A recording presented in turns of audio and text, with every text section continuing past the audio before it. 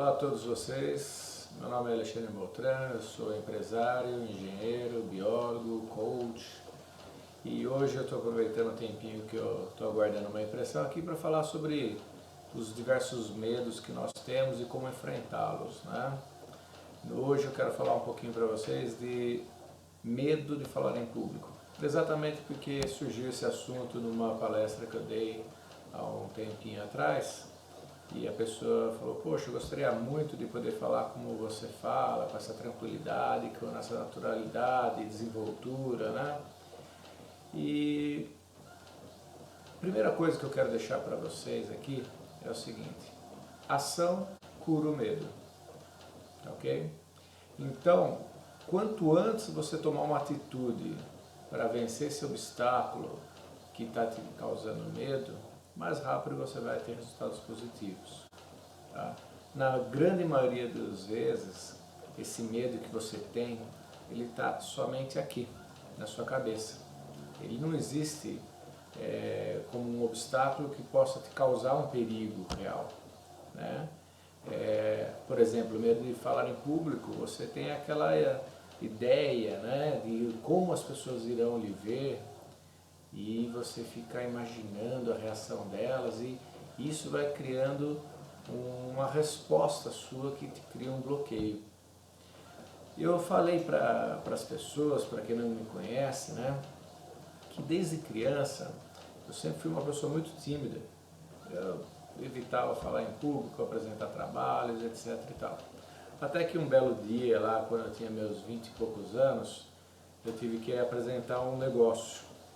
E nessa apresentação de negócios, a gente não tinha toda essa equipamentos, material que nós temos hoje, né? PowerPoint, Data Show e etc.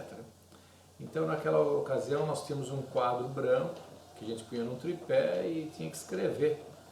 Então a gente, para poder fazer uma boa apresentação, a gente tinha que ter tudo aqui, mentalizado, memorizado, numa sequência lógica e tudo mais. Era muito mais difícil, né? E quando eu fui fazer minha primeira apresentação, eles já tinham me explicado, olha Alexandre, você pega,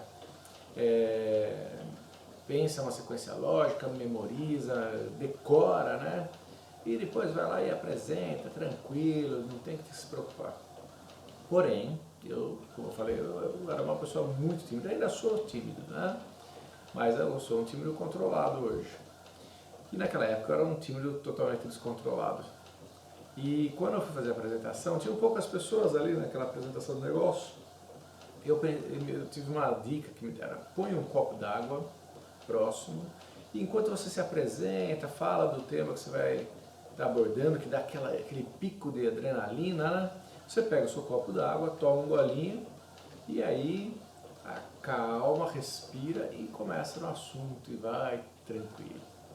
Bom, o que aconteceu? Eu tive a infeliz ideia de pegar, por exemplo, um copo de plástico com água. Então, quando eu peguei, né, aquele copo de plástico e eu fui tentar levar até a minha boca, eu não conseguia controlar pela adrenalina a força da minha mão. Então eu praticamente estava esmagando o copo e eu ficava tremendo com a mão, né, pela adrenalina. Então eu brinco com as pessoas que eu falo que praticamente era só enfiar a mão ali e dar bênção em todo mundo, né, jogar água para todo mundo ali. Bom, por sorte eu não cheguei a molhar ninguém, eu larguei o copo do jeito que deu para largar ali na mesinha e continuei, né. Obviamente as pessoas perceberam que eu estava bem nervoso e tal. Não foi uma reunião lá muito frutífera, né? Mas eu dei meu primeiro passo. E isso me levou a diversos outros, porque eu havia enfrentado o meu medo. Até fazer grandes palestras aí com muitas pessoas, apresentando negócios e palestras motivacionais. Ou seja, hoje eu dou treinamentos, faço o que for com uma tranquilidade. Ainda existe um certo grau de nervosismo sempre quando a gente vai apresentar, porque a gente quer agradar. Mas aí você controla, porque aquilo não tem nada a ver com a plateia, tem a ver com você mesmo, né?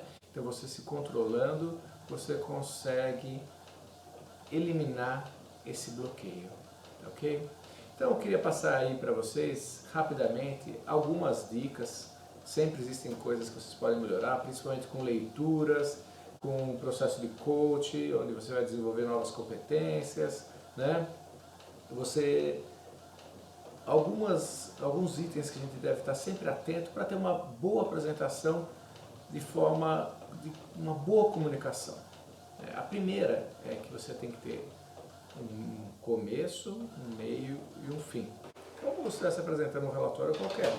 Você tem que apresentar a sua ideia, o que você pretende abordar, né?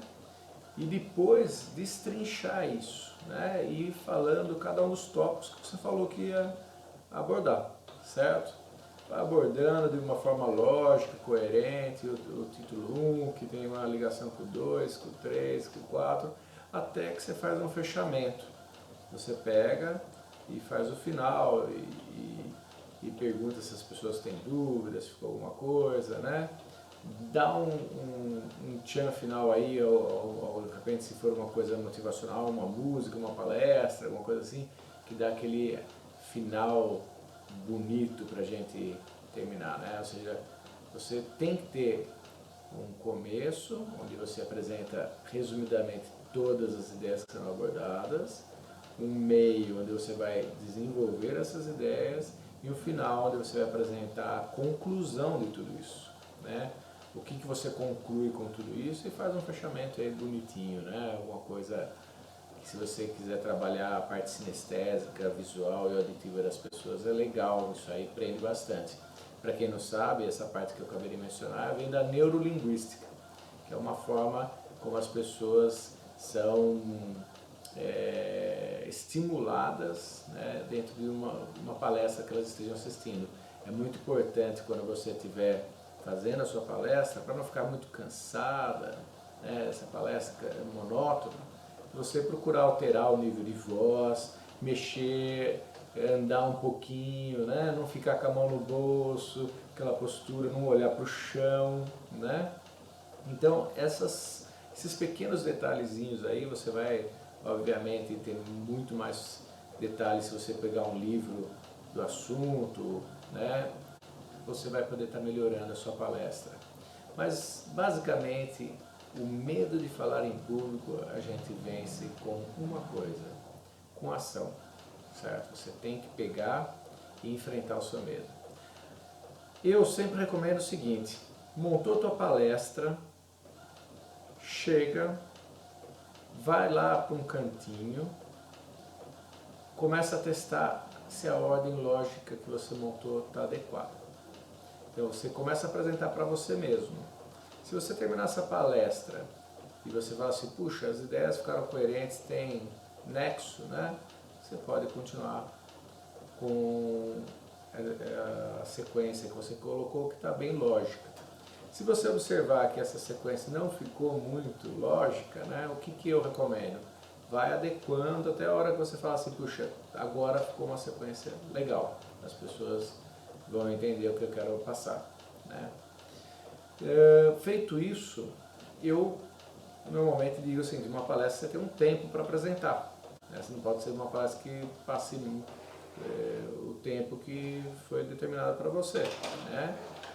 Então você tem que marcar o tempo, você liga um cronômetro e vai falando, como se tivesse aquela plateia na tua frente.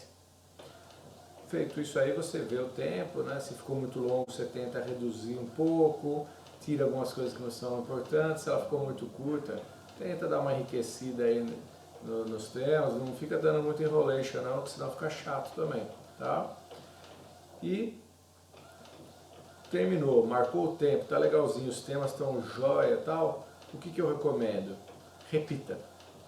Procura fazer aí umas 5, 10 apresentações para você mesmo, porque o que acontece? Aquilo vai ficando, ele sai do consciente incompetente, ou seja, você está consciente de que você não está competente ainda na sua palestra, para um inconsciente competente, ou seja, você começa a falar com fluidez, sem se preocupar muito com o que você está falando, porque aquilo já entrou, tá na pele ali, né? Tá dentro de você. você já consegue falar tranquilamente, sem se preocupar. Então, quanto mais você repete isso, aquele processo fica automático, né? Então você vai conseguir fazer sua palestra bem tranquila.